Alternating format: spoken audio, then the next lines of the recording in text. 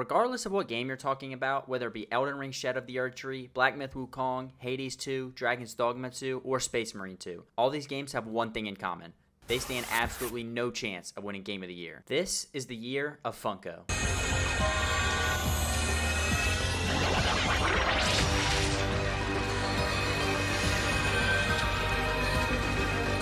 Funko Fusion might be the greatest game I've ever played. It has iconic characters that you can play as, like Invincible, Freddy Fazbear, and He-Man, all in their lovable Funko forms. On top of that, the game has stunning graphics that make even something like Elden Ring look bad. I mean, look at this. You can clearly see which is better. It also has a story so incredibly intricate that it puts games like God of War, that are known for their story, to shame. Shame, shame, shame! Shame on you! Okay, maybe that was a little too much glazing. Let's try this again. Think of the best game you've ever played. Now imagine the complete opposite. That's what Funko Fusion actually is.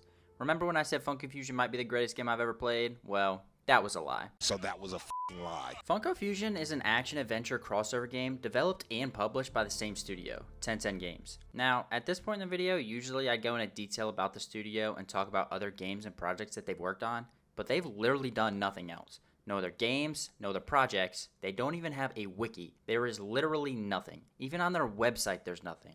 All it really has is just a bunch of pictures from the game, and that's it. I mean, I really tried to find more information on them, but there is genuinely nothing else. Like, this is it. 1010 Games is essentially irrelevant. Now, in theory, Funko Fusion's gameplay loop sounds amazing. You get to travel through multiple worlds playing as fan-favorite characters while solving puzzles and battling enemies. Plus, once you beat a world, you can revisit it with characters from other franchises. I mean, that sounds pretty cool, right? Wrong. It would be cool if another game didn't do the exact same thing in a much better way 9 years ago. Yes, I'm talking about LEGO Dimensions. Outside of the base gameplay loop, that's not even where the similarities end between Funko Fusion and the LEGO games. Throughout the entire game, you can see that they were trying to copy the LEGO formula by taking those fan-favorite stories and trying to add some sort of small comedic twist to it, exactly like LEGO games do. Now, before everyone starts talking about, who cares if they copy the LEGO formula, it doesn't even matter. You're right, it doesn't matter. And honestly, I wouldn't even care except for the fact that they still somehow managed to royally fuck it up. The fundamental issue lies in how Funko Fusion decided to execute these concepts. LEGO games do a great job of effortlessly blending the humor with the gameplay and characters, while Funko Fusion makes it look very forced and clunky. For starters, the cutscenes in the game start and stop abruptly, lacking any real transition or build up. Like, take a look at this.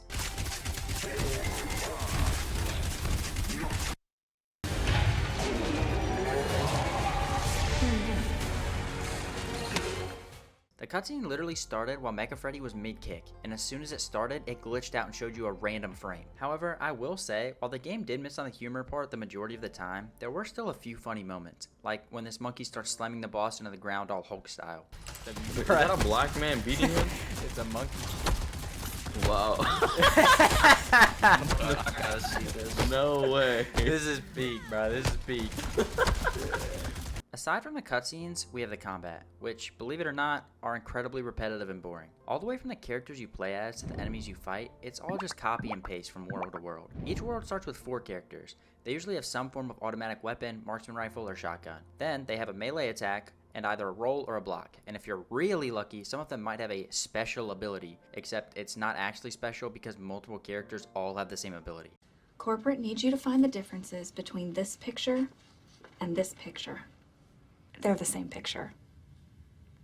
The enemies are equally uninspired. They either run at you for a melee attack or shoot at you from a distance. There's nothing noteworthy about any of them. Sure, a few of them might have shields that require you to stun them before you can melee attack them, but that's just about the only difference. The lack of variety makes combat feel very monotonous, and by the time you reach the end of the first world, you've pretty much seen everything there is to see. Now, the last part of the gameplay I want to talk about are the puzzles. For each of the 7 worlds you go into, they all have their own gimmick, ranging from the camera and Hot Fuzz that you literally just swivel around to see things, all the way down to an auto turret in Battlestar Galactica that literally just shoots a green X. Outside of the gimmicks, the only other puzzles they really have are things like finding all the Huskies or saving the Raptors. And honestly, I don't think we can even consider those puzzles, but I digress.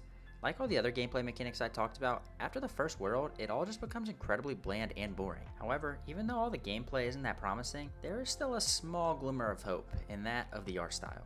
Now, if you can somehow manage to make it past the terrible gameplay and mass amount of bugs that go along with it, the game actually looks incredible, at least when it's not lagging behind or glitching out. The game features a vibrant and colorful art style that helps bring the Funko characters to life. For the majority of the game, the art style remains the same. It keeps everything looking very shiny and very bright. It also does a great job of keeping the Funko characters true to the design in real life. However, out of the 7 worlds you play in, they do change the art style to more of a cel-shaded style and the masters of the universe. by now, you probably know that I don't like this game. Oh, really, dude? However, the cel-shaded style in game looks amazing. It still keeps the charm of Funko Pops while adding an additional cartoon style that you'd actually get if you watched Masters of the Universe. While I do think the developers did a really good job on this one particular part of the game, I don't want to get ahead of myself. So, remember when I mentioned that the game will lag behind or glitch out sometimes? For the sake of me hoping you're not an idiot, let's just assume you do. As you play the game, you'll learn that some levels are, let's say, a lot more graphically heavy than others, meaning that in some of the levels you can run great frames at a decent graphic setting. But on other levels, the same graphic setting will make your camera lag and you'll start dropping frames like crazy. I very much do not like or recommend this game, but if I had to pick one redeemable aspect about it, then it would most definitely be the artwork. I mean, you already know how I feel about the gameplay, and the story is just as bad as that. Now, before I get into the story, I just want you to know that I've played a lot of video games in my time, but playing through Funko Fusion from start to finish is the closest I've ever come to ripping my PC off my desk and throwing it directly in the trash.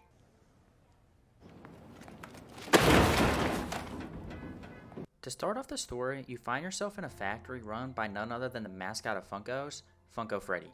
As you make your way to him, he explains that there's an evil stirring and he has no idea where it's coming from.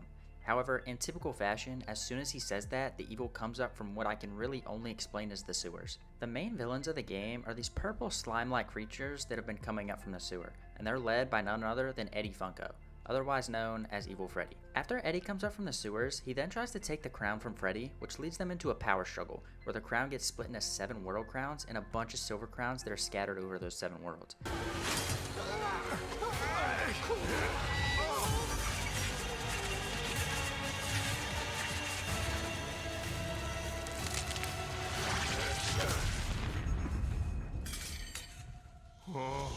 As this happens, Freddy is put on life support and we're tasked with going to get the crowns in order to save Freddy and stop Eddie. As we travel through the different worlds, Eddie follows us and tries to beat us to the world crowns. Long story short, we end up beating him in all 7 worlds, which allows us to get the crowns to save Freddy. Oh, but don't worry, that isn't where the story ends.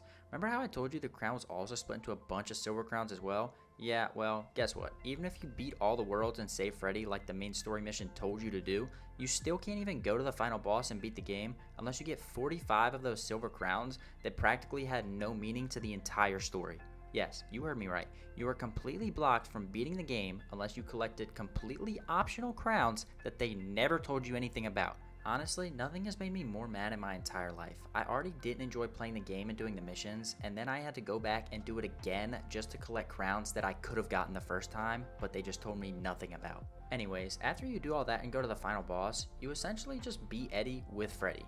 And after you beat Eddie, he then becomes a good person and makes friends with everyone, in true Funko fashion, I guess. Like I said, it's a completely boring story that in all honesty is so predictable, I'm surprised it's not already a children's television show.